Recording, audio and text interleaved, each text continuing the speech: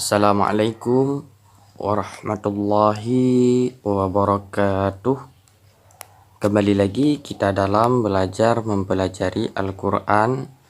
Nah kawan-kawan semua, sekarang kita akan mempelajari yaitu tentang mad-mad yang ada di dalam Al-Quran.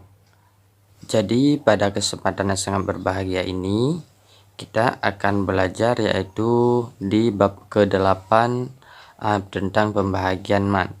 Jadi pembahagian yang ke-8 yaitu mad silah qasirah.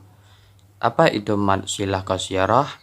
Mad artinya panjang, silah artinya hubungan, qasirah artinya pendek. Jadi hukum bacaan disebut mad silah qasirah. Kenapa? Yakni apabila ada huruf hadhamir ataupun dhamir itu merupakan kata ganti ataupun dari orang ataupun benda yang mana dhamir tersebut berada sesudah huruf hidup. Nah, dhamir berada sesudah huruf yang berharakat. Setelah huruf yang berharakat baru di situ terletak dhamirnya. Dan sesudahnya tidak bertemu ataupun dihubungkan dengan huruf bersukun. Jadi sesudah dhamir tersebut tidak ada lagi huruf ataupun terhubung dengan kalimat yang sukun ataupun huruf yang bertasydid ataupun huruf mati, ataupun di depan dhamir tersebut dhamir tidak lagi ditasydidkan kepada huruf selanjutnya dan tidak bertemu di situ alif. Di depan dhamir tidak ada alif. Nah kawan-kawan, beginilah ketentuannya. Jadi kawan-kawan semua, yaitu cara membaca mad silah qasirah, yaitu cara membacanya, cara membaca dipanjangkan sampai satu alif ataupun dua harakat, ataupun sama seperti mad tabi'i. Jadi mad tabi'i panjangnya satu alif dua harakat. Jadi kadar panjang dua harakat tersebut seperti kita menggenggam dua kali genggaman ataupun seperti kita membaca dua huruf secara bersamaan. Jadi begitulah ukuran panjang satu alif dua harakat ataupun satu alif. Jadi langsung saja kita masuki dalam contohnya. Contohnya bihi inda. Bihi, jadi kita panjangkan ini, dhamir ini dua harakat karena ini merupakan mad silah qasirah. Tandanya huruf di belakang tersebut berbaris, bukan huruf mati, yaitu huruf ba ini berbaris, tidak mati. Dan di depan dhamir ini yaitu juga tidak ada yang bertasydid ataupun huruf yang mati ataupun tidak ada alif. Jadi ini dibaca panjang satu alif dua harakat. Langsung saja kita masuki ke contoh berikutnya. Wa rasulihi kuntum. Wa rasulihi kuntum. Jadi hi ini juga panjang, ini mad silah qasirah, jadi panjangnya dua harakat ataupun satu alif, sama seperti panjang mad tabi'i. Jadi ketentuan telah kita bilang juga seperti di atas, yaitu tidak ada alif di depan ini, bukan huruf yang sukun di depan ini, dan tidak terdapat bertasydid di depan ini. Jadi huruf di belakang harus berharakat, baik fathah ataupun dhammah ataupun baris di bawah seperti ini. Lam ini berharakat di bawah. Langsung saja ke contoh berikutnya. Biyadihi uqadah. Biyadihi, jadi hi ini mad silah qasirah, jadi seperti yang di atas juga. Jadi tandanya huruf di belakang dhamir ini merupakan huruf yang hidup berbaris. Langsung ke contoh selanjutnya. Ayatihi la'allakum. Ayatihi ini panjang, ini mad silah qasirah, tandanya huruf di belakang yaitu berbaris di bawah, tidak mati, dan kalimat di depannya bukan alif, bukan huruf yang mati, dan tidak ada tasydid. Bila seandainya ada tasydid, ada alif ataupun huruf yang mati, maka ha ini tidak kita panjangkan. Karena tidak terdapat alif, sukun, dan tasydid di depan ha ini, maka ini dinamakan dengan mad shilah qasirah, panjangnya dua harakat. Lanjut. Junudihi qalu. Junudihi. Ini mad asli mad asli, tandanya waw yang mati, di belakang ada huruf yang berbaris dhammah. Dihi, hi ini mad shilah qasirah, jadi panjangnya dua harakat juga, sama seperti mad tabi'i. Qa juga mad tabi'i, tandanya alif yang mati, di belakang ada huruf yang berbaris di atas. Lu juga mad tabi'i, tandanya waw yang mati, di belakang huruf yang berbaris dhammah. Jadi hi ini merupakan mad shilah qasirah, jadi panjangnya seperti panjang mad tabi'i, yaitu satu alif dua harakat. Contoh selanjutnya, lahu mulk. Lahu ini panjangnya dua harakat, kita membacanya karena ini mad shilah qasirah, tandanya huruf di belakangnya yaitu berbaris fathah. Contoh selanjutnya, ajruhu inda. Ajruhu. Jadi hu ini kita baca panjang dua harakat karena ini mad shilah qasirah, tandanya baris di belakangnya berbaris dan huruf di depannya itu bukan yang sukun, bukan alif, dan tidak bertasydid. Selanjutnya, contoh selanjutnya, wa'addadahu yahsibu.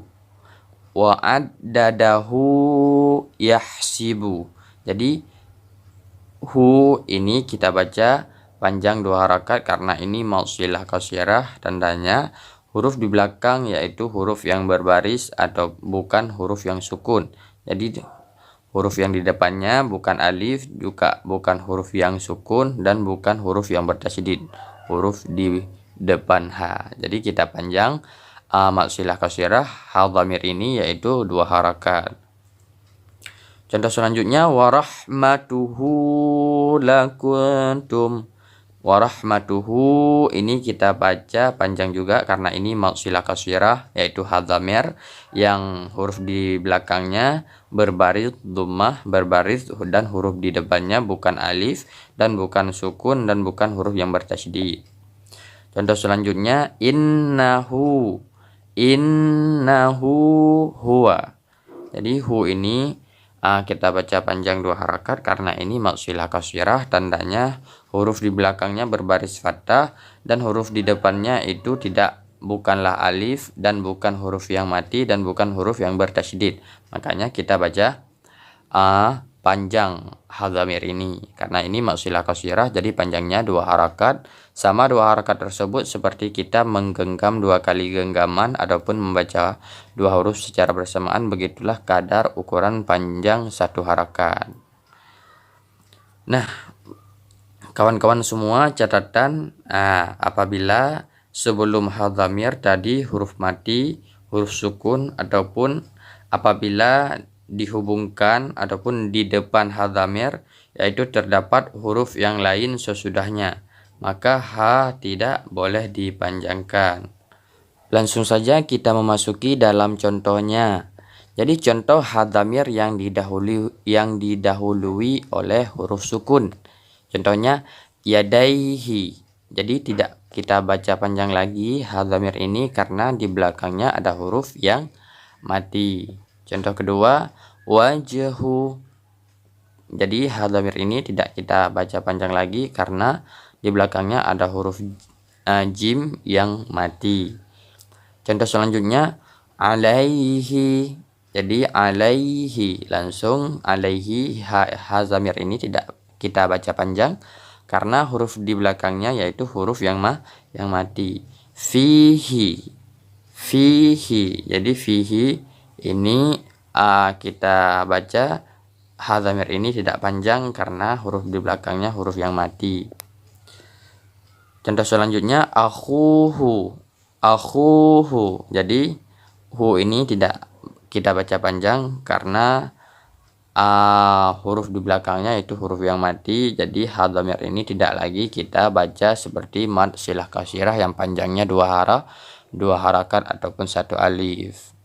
Jadi langsung saja ha dhamir yang dihubungkan dengan huruf yang lain. Jadi ha dhamir yang dihubungkan dengan huruf yang lain, contohnya annahul haqqu. Jadi annahul langsung kita baca annahul haqqu. Jadi ha ini tidak kita baca panjang lagi, tidak kita baca dua harakat lagi karena bersambung dengan huruf yang lain, yaitu huruf yang mati seperti ini. Contoh yang kedua, min husnata. Jadi min husnata langsung hu ini tidak lagi, ha dhamir ini tidak lagi kita baca panjang karena bersambung dengan huruf yang mati. Contoh selanjutnya, tahmiluhul malaikatu. Jadi tahmiluhu ini langsung kita baca hul. Jadi ha ini, ha dhamir ini tidak panjang lagi, tidak kita baca panjang dua harakat lagi karena bersambung dengan huruf yang mati. Contoh selanjutnya, lahud din. Jadi lahud, ha ini, ha dhamir ini tidak kita baca panjang lagi karena bersambung dengan huruf yang bertasydid. Contoh selanjutnya, rabbihil a'la.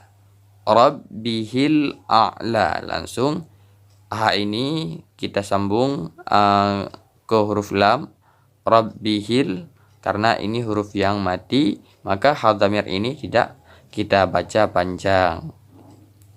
Contoh selanjutnya, fatanfa'ahud dzikra.